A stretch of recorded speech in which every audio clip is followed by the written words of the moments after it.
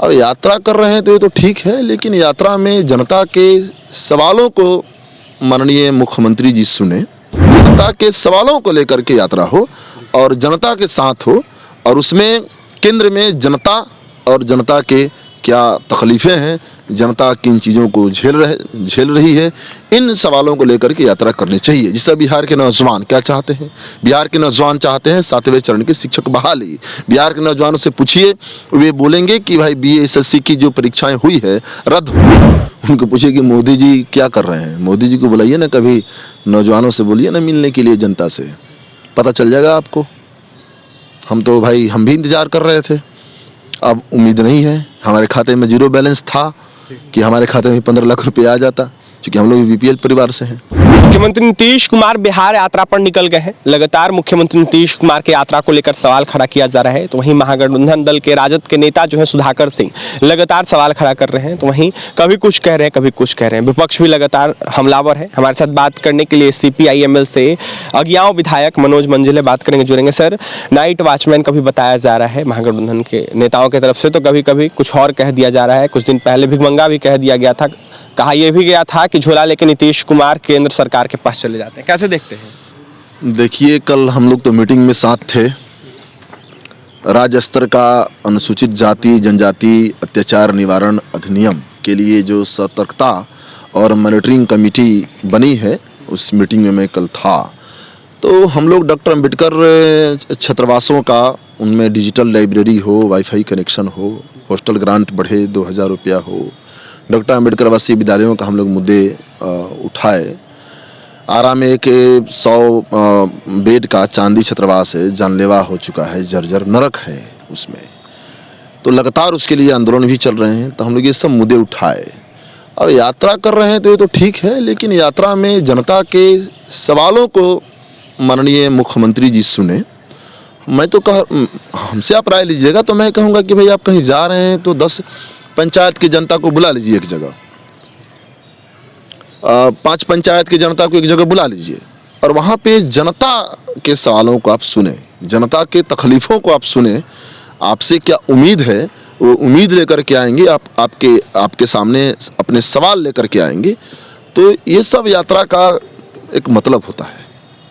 अब इनकी यात्रा किस तरह की है मुझे अच्छी तरीके से जानकारी नहीं है, लेकिन हमसे आप राय मांगेंगे तो मैं तो यही कहूँगा कि कोई भी यात्रा हो, किसी भी पॉलिटिकल पार्टीज का या CM का या हम लोगों का भी यात्रा हो, तो जनता के सवालों को लेकर के यात्रा हो और जनता के साथ हो, और उसमें केंद्र में जनता और जनता के क्या तकलीफ़ें हैं, जनता किन चीज़ों को झेल रही है, इन सवालों को लेकर के यात्रा करनी चाहिए। जिससे बिहार के नौजवान क्या चाहते हैं, बिहार के नौजवान चाहते हैं 7वें चरण की शिक्षक बहाली।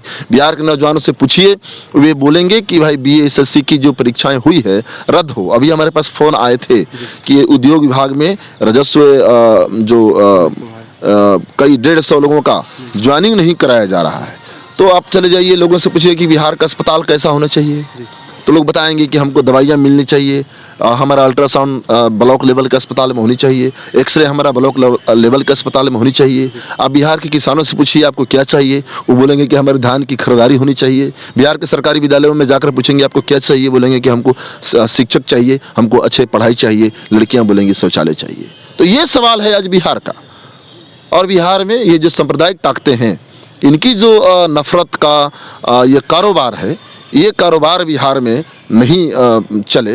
ये हमारा आपका काम है, लोकतांत्रिक लोगों का और सत्ता सरकार का ये काम है हमारा। विपक्ष लगातार यह कह रही है कि नीतीश कुमार जिस तरीके से बिहार दौरा करेंगे उनका पोल खुल जाएगा, कुछ उन्होंने काम नहीं किया है, तमाम बातें कही जा रही है। कहा यह भी जा रहा है कि अंतिम यात्रा यह होगी नीतीश कुमार। विपक्ष जो है BJP, उनको पूछिए कि मोदी जी क्या कर रहे हैं, मोदी जी को बुलाइए ना, कभी नौजवानों से बोलिए ना मिलने के लिए, जनता से पता चल जाएगा आपको।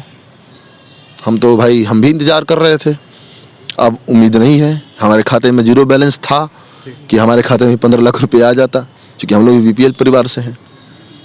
हम लोग इंतज़ार कर रहे थे कि भाई ये जो करोड़ नौजवानों को मिलना था, ये जो बोल रहे थे कि टेरर फंडिंग और ये कालाबाजारी रुकेगा नोटबंदी करके, ऐसे तो सुप्रीम कोर्ट ने भी मैंने 4-1 से डिसीजन दिया है। तो विपक्ष को बोलने का क्या हक है? विपक्ष ने क्या किया?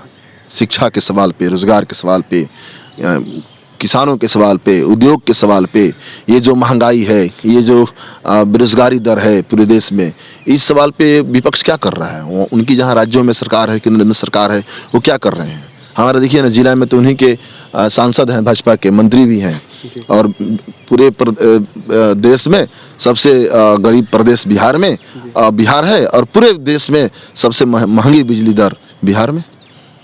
और जो गरीब है, पंखा बल्ब कोल चलाता है तो उसके यहाँ हज़ारों रुपए की बिल आ रहे हैं। गरीबों के टोले की बिजलियां काटी जा रही है, गरीबों को अंधेरा में डुबोने की केंद्र सरकार की तैयारी है।